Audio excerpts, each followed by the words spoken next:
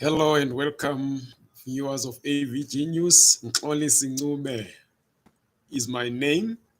I'm going to respond here to some people who have been inboxing me, especially on WhatsApp and Facebook. They want to hear my side of the story, and they're asking some questions on how I purportedly told it on the mountain instead of, according to them, advising those people who are concerned. I'm talking here about the issue of the Ndebele kingdom or the kingship, the contestations thereof, and the flying allegations around one of the claimants which have been traced back to me. So these are the things that I'm going to respond to. But before I go ahead, I would like to ask you again to subscribe to this channel, to like this video, and to also share it so that we cut the rate of misinformation, we cut the rate of exaggerations and all the other stuff. So, in as far as the issue of the Ndebele kingship is concerned, I'm not a stranger to this. That's why those who own a podcast Yabantu had to come to me and ask me about it. So the interview was not about that, as you are going to see it when the time is right and when they upload the full interview. It wasn't just about that. Not that I regret anything or whatever, because what I said it, and I still stand by it. But now, I think I may be wrong, but I think I was the first journalist from Zimbabwe to interview one of the claimants to the kingdom, who is Bulelani Khumalo. And that was in 2011. It was at Berea Park. I was taken to him by the now late Professor Jongilanga Machazi, who was one of the research members who had been tasked with finding the heir who could be then coronated as the Zimbabwean, as the Ndebele king, rather. So I need to correct this. When Professor Machazi took me to Bulelani, which is also the day I took some of the photos that most of you are using of him not wearing the traditional cap. So when Machazi took me to him, it was a Zipra Umkhonto is a commemoration event. So he took me to him and said, we have found one of the descendants. Get this right. He said, we have found one of the descendants of King Lopengula. So could you please interview him? He did not say he is the chosen one. I was with Mxolisi Ncube, a fellow journalist, and I was at that particular time writing for the Zimbabwean newspaper, which most of you would know was being published in South Africa, in the UK, and at some point in Zimbabwe. So I interviewed Bulelani. I asked him, at no point did we talk about him being chosen as the king, but I asked him if, in the event that he's then chosen as the king, would he be able to relocate to Zimbabwe, most precisely Ndebele land? And he said yes, he was prepared to do that. So that was the first interview. I've met him a number of times, some of the times in events, but we also met. There's a time when we went to Midrand to talk to him. In fact, we spent almost the whole day together. It wasn't me alone, it was a number of other people.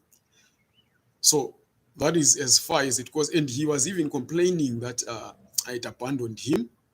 He said, you were the first to interview me, and then you abandoned me. I told him that I didn't abandon you, but there are certain issues that I would like to stay away from, especially as a journalist, because number one, this whole thing has been politicized. If I have to be close to you, then I have to continue arguing against the politicization of this thing. Number two, there are so many claimants around this thing, and as an individual, I've got nothing to do with this thing. I'm not a Khumalo, and I'm not gonna stand in the way of what people want. If people want a king, they will want a king, they will choose their king. But I'm not going to be a part of the controversy, because what I've realized is that the thing has been politicized. As I've said, the thing has been dragged down the mud, as most of you have seen. There is Stanley, there is Zwide, there is Bulelani, there is another guy called Mxolisi. There are new people resurfacing. So I told him that, number one, if I'm always with you, then it can only be on a socialization basis, because I want it to be known that I'm not going to take a side in this. If people have to get a king eventually, it will come out from those who are for this, from those who we have the power to decide who the king is. And I cannot stand in front of them. I'm just a poor individual, a weakling who cannot say anything about this. So I told him that I wouldn't want my credibility being questioned because I'm seen with you always as if I've taken a side in this thing, which is controversial, which is emotive. So that is why I've taken my distance. But of course, there were times when I was asked to write speeches for him. And I would do that because I live to write. I wasn't paid for that. I didn't ask for to be paid for that. I would only ask, what is it that you want to tell the people? Then I would write that and send to him. That's the first point. The second point is on the allegations that I said I saw him drunk in Hillbrow asking for money. No. I never said that. In fact, I've never met Bulelani in Hillbrow. The closest that I've ever met him to Hillbrow was at Perea Park, and he would be there on special occasions where his followers would have invited him to address the people at Perea Park. And in most of those occasions, I seldom talk to him beyond just the greeting, and that would be it. So I would like to address that. I never saw him drunk in Hillbrow. And the footage, let me state this, the footage that I'm said to be having, it's true that I do have that. It's also true that I've been requested not only to not release it, but also to delete it. So let me state this. Never at any point did I want to publish this kind of footage. The reason why I haven't published it right now, months after I got some of it, is because, number one, I've got no claim or no stake in the fight for the next king of the Ndebele. I've got no interest in who becomes the next king of the Ndebele. I am not a Kumalo. I am not interested in the king thing. I don't even believe that we need such. So I wouldn't go ahead and publish stuff that is going to hurt an individual that I have spoken to, that I have shared drinks with, that I believe is very intelligent, is brilliant in his ideas, is a visionary, because I gain nothing, absolutely nothing, from destroying anybody's character. Bulelani, just as Stanley and Zwide and the other claimants, are not responsible for the suffering of Zimbabweans, which I'm one of those that are feeling right now. So I would gain nothing from character assassinating him. That is why I didn't publish the footage. When it was sent to me, the request was that I publish it. And I told the person that, you know what, I'm not going to publish this. The least I can do is make sure that the people who are concerned, those who believe in this guy, those who are close to this guy, at least get to know that there is something like this and address it for their own good and for his personal good. I've got nothing against that guy. And I would be the last person to want to see Bulelani dragged down, because, as I have said, and as I said during that interview, other than his drinking habits. The guy is just brilliant. He's an intelligent guy. He's a learned guy. He's a person who knows the history of Ndebele. He knows his own history. He knows the challenges that Ndebele is facing. He knows the vision that the people of Ndebele can benefit from. So I wouldn't at any point be seen as one who takes a side in this thing, or two who destroys a man who's got this vision. That is the issue. And then the second issue is, I spoke about Stanley. You will remember that in the podcast I said I had nothing against Zwide because I don't know Zwide. I've read about him. I've never read anything bad about him. So I'm not a person who can be driven by malice. I will always tell the truth as I see it. So I spoke about the people that I criticized among those who are claiming to be Ndebele kings, or those that are said to be claimants to the throne. I criticized Stanley, who I called insane. And that's basically because of the things that I've seen him say, things that his supporters are saying. So that's what I said. I said he's insane. I still say he's insane. I still say he's mad. I still say we are better off without a person like him even claiming to be a king, because he's been everywhere. He's traversed the whole South Africa, meeting powerful people like Jacob Zuma. He's been to the Zulu kingdom. He's seen some other chiefs, African chiefs here. He's been almost everywhere. And to me, if somebody goes around saying these things, claiming to be a king of a nation that I'm part of, it really affects me. So it has to be known that even to those that he's yet to approach, that this whole thing, as I see it, is total bullshit. And the other thing that is worrying to me is this thing has taken a political twist, and it's now a fight between the MLF and the MRP. So this issue of the kingship has been dragged to a political fight between the MRP and the MLF. The MRP now has sort of captured Bulelani. He is now speaking MRP language even when he's addressing people. The MRP are now like his soldiers. They are the ones that are fighting for him, or even on social media. They are harassing people, and they are doing this uncouth behavior that we've seen them showcase in the past, as if Bulelani is an MRP stooge. On the other side, the MLF is behind Stanley. They believe in all the rubbish that he's spewing. They believe in all this crap that he goes around promising people. So this is where the other problem is. This is where the other problem is. And this is where people, especially the Kumalos, I had another video here where I spoke about these things. And I spoke about these two people again, Stanley and Bulelani. So for people to then claim that is something new, that I said in the podcast, it's not, it's unfair. Because I said it, I came live here and I spoke about Bulelani's drinking behavior and what needs to be done around it. According to me, I also spoke about the insanity, in quotes, the insanity of Stanley. So it's not new what I said on the podcast. It's not new what I've been writing on social media. Then the other question that came is, since you say you are close to people who are close to Bulelani, or you've been with Bulelani, why did you decide to tell it on the mountain instead of advising them?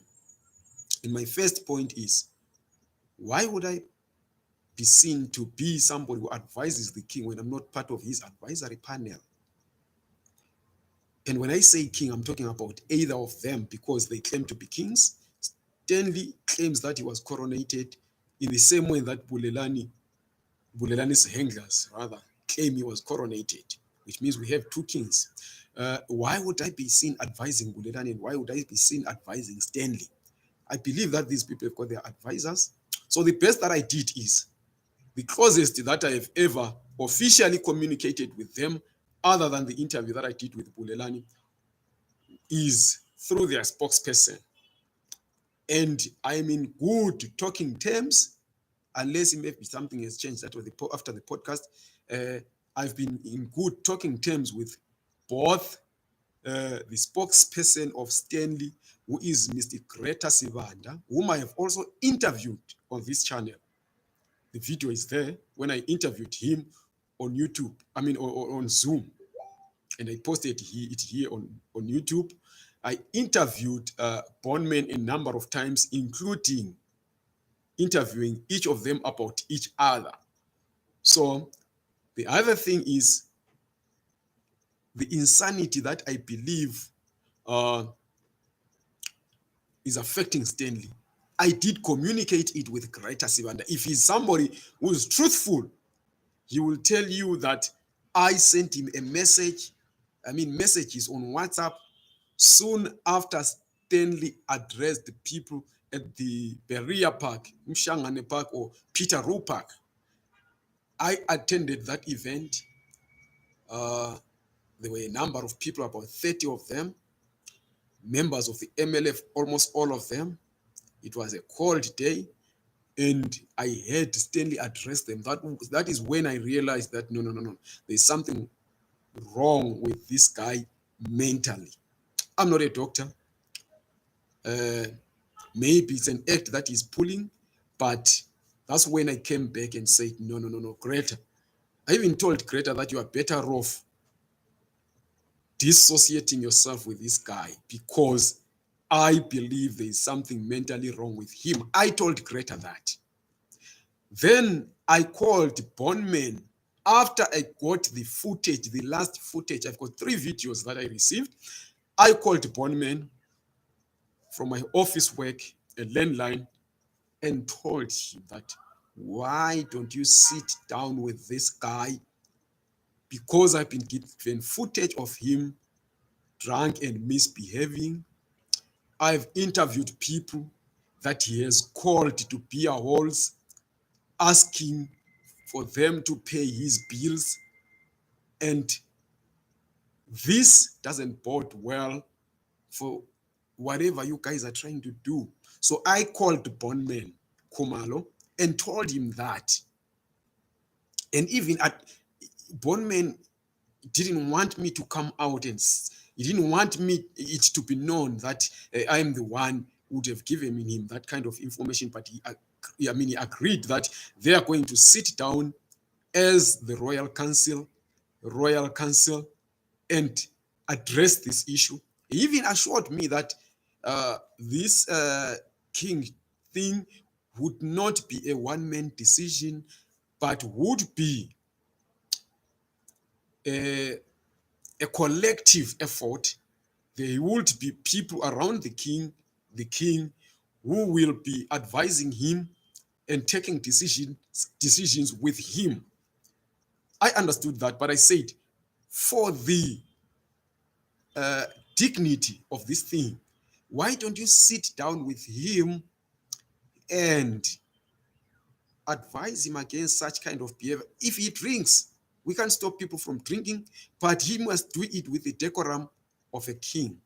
So bondman promised that they would sit down with him, they would talk to him, and then, but he wanted me not to come out in the open and be known that I'm the one who said this, because apparently it's because of the people who are around, not those who are around the council, but those who support this whole Bulelani thing. So bondman wanted me to remain in hiding, to remain without being known that I'm the one who had this kind of footage. But I told him that, there might be a time when evidence is needed.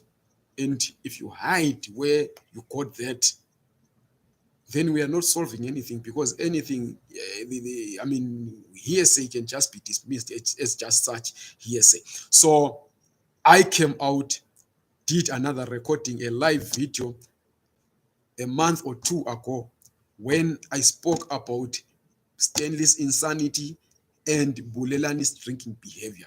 So not before I had spoken to their spokespersons to tell them that this is what needs to be addressed, because anything that is said to be Ndebele in nature also affects me. It also affects me. If somebody is seen there drunk and they're claiming that they are a king, and people see them, they're claiming that they are king of Matabele and I'm Matabele, then I'm also mentioned in that.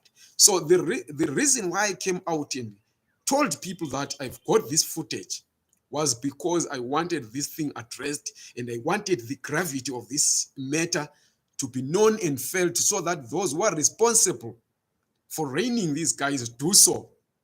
Those who are responsible for telling Stanley to fuck off, just tell him to fuck off. That one I've got nothing to do with him because I believe he's insane. I don't care whether he's a Komalo or not, but he doesn't represent what we as the people of Matabeleland represent, what we as the people of Matabeleland want. I've outrightly dismissed Stanley. Bulelani is a Komalo. Bulelani is from the house of Lopengula. He may not be the rightful heir, but the fact that he's from there means that whoever comes in will also have to incorporate Bulelani. And for his brilliant ideas, I believe that he is a necessity to the nation. I believe that he's a necessity to the nation. And if he's helped, because I believe he needs help with his drinking behavior, I can assure you that his addition to our kingdom would be a plus to the people of Matabeleland. That one is a fact. He's brilliant. He's educated. He's intelligent. He's got a vision. He understands the history of the kingdom. He understands Highlanders. He understands the challenges the people of Matabeleland are facing. So I wanted it to be known that there's this kind of issue so that those who are around him can sit down with him and address it. That's the only reason. The reason why I didn't publish that footage, and the reason why I'm not going to publish that footage, and the reason why I'm going to work with those, or in fact, the reason why I'm going to grant the wishes of those who believe that I'm better off without the footage, that I should delete it, is because I believe that Bulelani has got a role to play, whether as a king or as something else in the Matabeleland kingdom. He's got a role to play. That one I cannot take away from him because he's just brilliant. So instead of fighting me for having this footage, which I have, you must be thanking me that I didn't go ahead and publish it, because I will tell you that if I did publish it, video by video, I would be having 300,000 views on each of those videos right now, which would be a first, which would be a lot of money. But I didn't choose that because I didn't want to put my self-interest ahead of that of the community, which stands to benefit from this guy being a part of their kingdom. But I also wanted him to be set down and addressed around this. So thank you very much. I hope I've cleared this. Please subscribe to this channel, like it and share it. There is a question. He understands Highlanders. Yeah, he does. Not only Highlanders, man. Not only Highlanders. He understands Matabeleland. He understands the kingdom. He understands the history of Matabeleland. He understands the history of Highlanders. He understands. You cannot be in Ndebele without being Highlanders. You can support any other team, but your history is still tied with Highlanders Football Club. That's why it has been so difficult for those who try to bring down Highlanders to succeed. This is what we say, because Highlanders is tied to the Ndebele kingdom. It's just as good as Ingwebu and Ibulawa Yonangwa. So this is something that we cannot take away. He does understand Highlanders, and I like him. Anybody who understands Highlanders becomes a friend of mine. So I hope that those who are close to Bulelani will stop seeing me as an enemy here. I don't care if they call me an enemy or whatever, but I hope even if they call me an enemy, they will agree with some of the things that I'm saying, which are for their own good, not for my good. Somebody was saying that I also drink and stuff. I never drank to the point of asking people for money to go home, or when I am seen to be misbehaving in public. I used to drink, and I quit beer because people who wanted to gain popularity using my name, which is already popular, by the way, were using that. I would write something and people would go to Facebook and say, maybe you were drunk. So It's not something good to be known as somebody who drinks, especially when you are considered to be a leader in a certain society or in a certain way in the society. So that's why I quit drinking, and I do announce it even on Facebook that I've quit drinking. I quit it on my birthday on the 29th of January this year. So I'm not saying Bulelani should quit. I'm not saying people should listen to me. I am saying whatever they do, they must do it knowing that it affects them one way or the other. And by extension, it affects even those who believe in them, because I have seen that Albert's children have been found out, they've been discovered, but I don't believe that um, Bulelani should be discarded because he's an addition to the people of Ndebele in one way or the other. I'm not going to determine who becomes the king of the Ndebele, because in my belief, this should be left to the family that is concerned, and that is the family of the Kumalos, and that is the Lopengula family. I don't like King Lopengula. I never liked the guy for my own reason. I don't like him, but it doesn't mean that I have to dispute that he was the last king of Ndebele, and therefore his family must provide the king, the next king. So that is the issue. Thank you very much, ladies and gentlemen. I hope as you go ahead now, you will know that Mxolisi never saw Bulelani drunk in Hillbrow. Mxolisi is not intending to destroy what some people are trying to create, because I don't see how this thing affects me, either for the good or the bad. If people want a king, they must have their king. If people have chosen Bulelani to be their king, he must be their king. If it's a people versus people contest, if the Kumalos decide that this should be the king that you people are asking for, so be it. But at the end of the day, whoever is coronated as the king must behave with the decorum of a king. Thank you very much. Enjoy your day.